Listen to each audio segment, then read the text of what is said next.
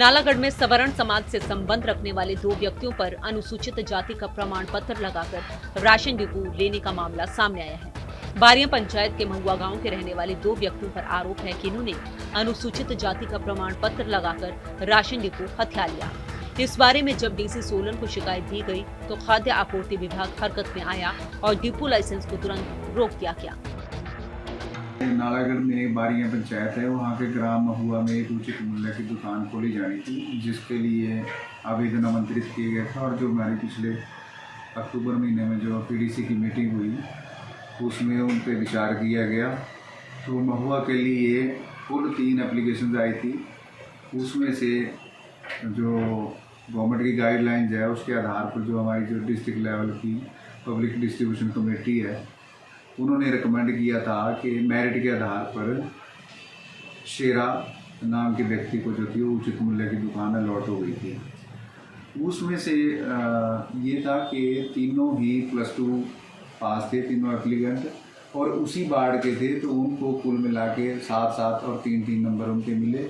उसके अलावा जो 2 एप्लीकेंट थे उनके पास अनुसूचित जाति का प्रमाण पत्र की कॉपी लगाई हुई थी, तो उसके उनको 3-3 नंबर एक्स्ट्रा दे करके जो फिर 13 पे टाई होने के बाद जो है जिसकी मैट्रिक में हायर परसेंटेज थी उसको वो मिस्टर शेरा को उचित मूल्य की दुकान आवंटित की गई।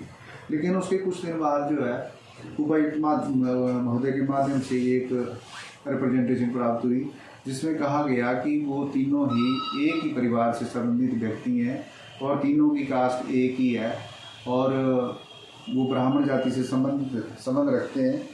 इसलिए जो एससी का सर्टिफिकेट है वो उनके जो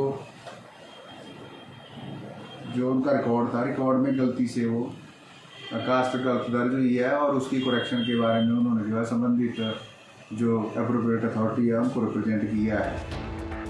मामला सामने आने के बाद दूसरी जाति के लोगों में खासा रोष देखा जा रहा है। मामले में सरकार से मांग की गई है कि सभी ग्रामीणों की जांच की जाए ताकि कोई और इस तरह से जाति का फर्जी प्रमाण पत्र लगाकर फायदा ना उठा पाए।